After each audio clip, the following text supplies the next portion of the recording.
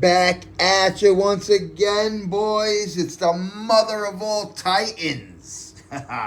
Playmates, Monsterverse, Monarch, Legacy of Monsters, Titan X. Fully posable and articulated. Very pleased that this was at Target. Um, I wasn't sure. I wanted it, knew I wanted it. Wasn't sure it was coming out. Saw a couple posts. One guy in California, in Ultrazilla, um, showing it, so I knew that it had to be in stores. I took a ride over to Target. Sure enough, there was a bunch of them. I think there was like 7 of them in stock on the shelf. 7 Titan X's and a couple Ion Dragons, which I already have. But this is the third now figure, along with the Frostvark and Ion Dragon, from the Monarch Legacy of Monsters TV show. And what a kaiju this actually is. Titan X on one side, Monarch Legacy of Monsters on the other. Standard blue and purple and red and pink color box for the Monsterverse box. And we have here, I guess this is this line, which is with the Ion Dragons, Titanicilla, Frostbark, and the Skull Island Kong. And right here, rising from the depths of Axis Mundi, Titan X unleashes tidal fury and bioluminescent power, an unstoppable force whose arrival shakes the world to its core. You're going to get this little submarine with it as well, which is right here. But I just want to say, I don't know if I quite agree with the rising up from the depths of Axis Mundi, because it looks like Titan X came from, below Axis Mundi. Kind of like, makes her way up into Axis Mundi. So I think, Titan X could have been from a lower portion of the Hollow Earth. You see it with Shaw in Axis Mundi, but yeah. Anyway, very nice picture right here on the back of the figure and the sub. And this is one that we were all waiting for. So let's dive into the review and let's talk a little bit about Monarch and about Titan X. Let's cut them out of there. Okay, so wow. I mean, straight off the bat, this figure, Playmates just keeps getting better and better. This is why I love Playmates. This figure is just chock full of detail. First of all, it's got a very distinct and nice paint job with many different shades. You have this gray right here. You have purple. You have like a lighter shade of gray on top. You have this ice blue at the end here and white at the end of her tail. You have a darker purple on her tentacles in the back. The eyes are just this beautiful, ice blue. And the teeth are a nice bone color. Wow, And then look at that, man. Look at the detail on the underside of this figure. That is just incredible. Very, very nice. And then you even have detail on this nice little heat sub that they give you. So that just looks beautiful. And then, we'll get into the detail of the inside of the mouth also as we go on. But very, very cool. A little strange on the way that the figure kind of stands, with these tentacles just being curved up under like that. But, that's basically what you got to do with Titan X anyway. But it's so nice how much detail was put into this. And you see the face looks really good with that blue, with the blue and black pupils. Very, very nice. Now, So Titan X is from Monarch Season 2. You know what I mean? This is the basically the big bad, even though you could argue that Titan X is not bad. You know, it's not, she's not a destroyer per se. But one of the things that was great about Monarch Legacy of Monsters Season 2 was, you know, how they approached and how they told the story of Titan X, the origin of it, and just the way they presented it on screen, you know, with that small village in Chile basically worshiping Titan X as if she was a god or goddess, basically, you know. And fantastic. Of course, we saw them, basically, they opened up a rift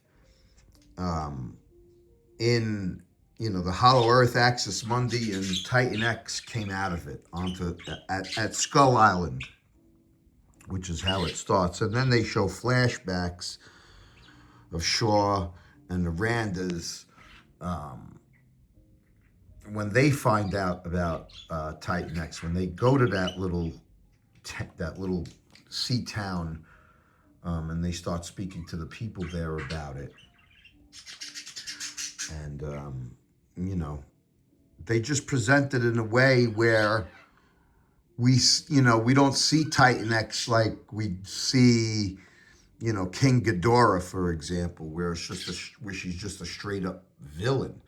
They present her as a god that's worshipped, which really, really adds to this kaiju story. You know what I mean? And so, but we're gonna talk more about Monarch Legacy of Monsters and the story of Titan X as we go on in this review. But it's just beautiful, you know? Great paint job, great detail so far. And a cool accessory with the sub that looks really good. And you can see the sub is very detailed as well. So, all right, let's continue on.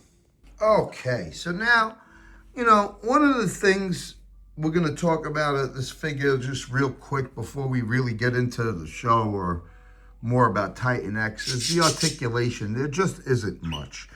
You know, the only tentacles that actually move on her are the front two. And they don't move that much, you know what I mean? Like, or they don't move in ways that help you achieve certain kind of poses. Now you see this is up. You could swing that up to make it look like she's attacking with it, which I like, and it gives you a very nice look at all of that, man. Look at how nice that looks in terms of detail.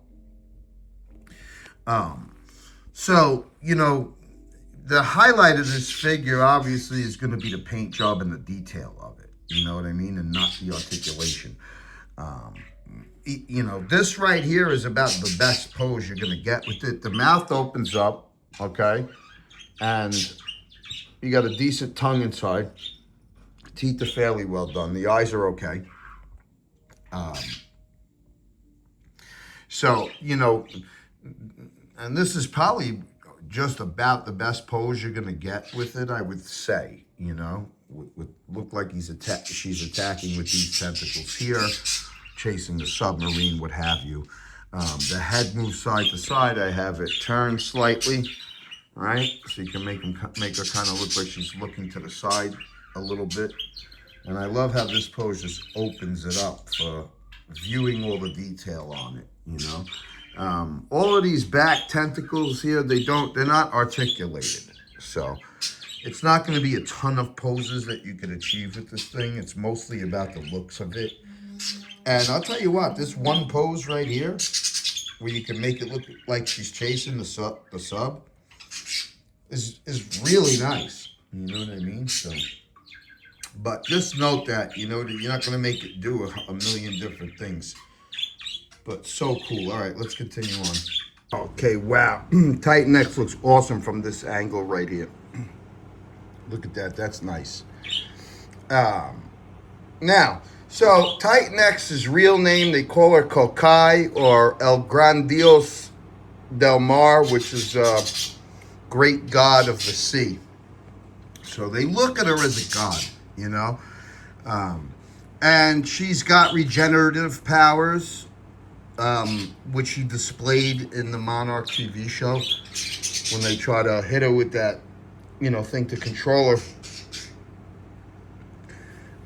She wound up losing a limb and then regenerates it. And she has basically a symbiotic relationship with the scarabs, which are these little scarabs that are basically all over her. They communicate with her using a screech, basically, or a sound wave. And it's really cool when they go back in time to Shaw and the Randas go into this little fishing village,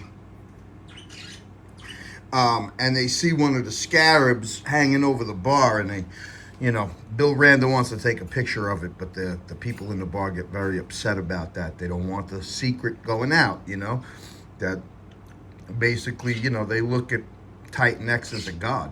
She migrates there basically every 15 years. So, the story was just so well done with Titan X. It was so well told. It was probably one of the most on-point stories of a kaiju in recent memory. You know what I mean? Where they actually put time into telling the tale of Titan X, And Titan X is a very strong kaiju. So she fought both Godzilla and Kong and held her own in both of those battles. She was whooping Kong's ass for a little bit, you know what I mean? And she definitely, she fought Godzilla while her mind was on her egg. You know what I mean? And Godzilla basically chased her and let her go. Well, for one, obviously they couldn't have Godzilla go into Skull Island and meet Kong. He hadn't met Kong in the timeline yet. And also, I guess, Titan X wasn't a real threat, you know what I mean? And I'm sure Godzilla realized that. She was just a mother after her egg, So, can't really call Titan X the villain, even though she kind of occupied that role in the series, but not really. But look how beautiful this figure is. You know what I mean? Even though, and this is one of the nicer poses too, but and you can see what you could do with the arm here. You just flip it around, but not much in the way you could do with articulation with this figure, but it doesn't even matter because just look at that. Look at how beautiful that paint job is. And all of the colors. And just the incredible attention to detail, all on the underside of it. I mean, this is such a well done figure. It's fantastic. And it's Titan X is a good kaiju, man. I'll tell you the truth, man. You know what I mean? I think Titan X kind of carried Monarch season 2 on her shoulders. You know what I mean? Because that was such a great mystical part of the show. It was so nice the way they did it with that sea village. You know what I mean? Where it's like ancient lore and they worship her like a god. And I just think that's so cool. So this is such a nice figure. Let's see if we can do anything else with her. This is about as low as you could get Titan X in a nice swimming, full-on swimming position. I like that. Yeah, And Titan X must be really tough in the ocean to beat, considering how she held her own with Godzilla and Kong, imagine her battling full force in the ocean. She's a strong kaiju. Pretty impressive, you know what I mean? To just hold their own with Godzilla and Kong like that, two alphas. You know what I mean? That really puts her up there. And you can see the armor, you know what I mean? And of course the ability to regenerate, but so cool. And this right here is about as high up as you could get Titan X to stand. You know what I mean? And it's quite difficult. It takes a lot of balance. Took a little while to get that pose. It's a great pose. But that's about as high as he could go, and it's a little difficult to achieve. You know what I mean? But such a beautiful figure by Playmates. Really, really nice. Look at, and that pose looks cool right there. Okay, and now for comparison, we're gonna just look at the 3 figures that Playmates has given us from the Monarch Legacy of Monsters TV show. And it's great. It's great to have all 3. Frostvark, very cool figure, very cool paint job, cool design. Love the Ion Dragon, you know what I mean? Quite possibly maybe put this in my top 10 to 15 figures that I purchased recently. I really, really like the way the Ion Dragon looks.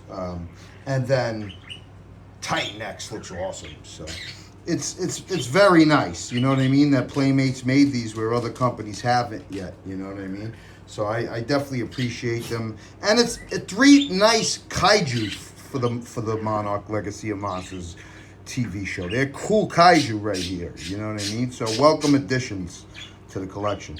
Okay, so that's nice. See what the head turns a little bit. So now, I'm hoping that we see more of Titan X, and I think we will in season 3, because obviously her story's not over. You know what I mean? Or you would think there's more to come as far as Titan X is concerned. And I would definitely welcome her back. But if they don't, they don't. You know what I mean? But I think they will include her in there. In some capacity. And yeah, I mean, Playmates really is getting very good. And this you're still only paying $10, so that's the best part about it. But I mean, look at what you're getting. Look at that paintwork. Look at that detail. Very, very interesting figure right here by Playmates. Yeah, if you like this, go out and get you some Kokai, baby. Some Titan X for yourself. Like the goddamn video, subscribe to the channel, and I'll be back at you with another piece.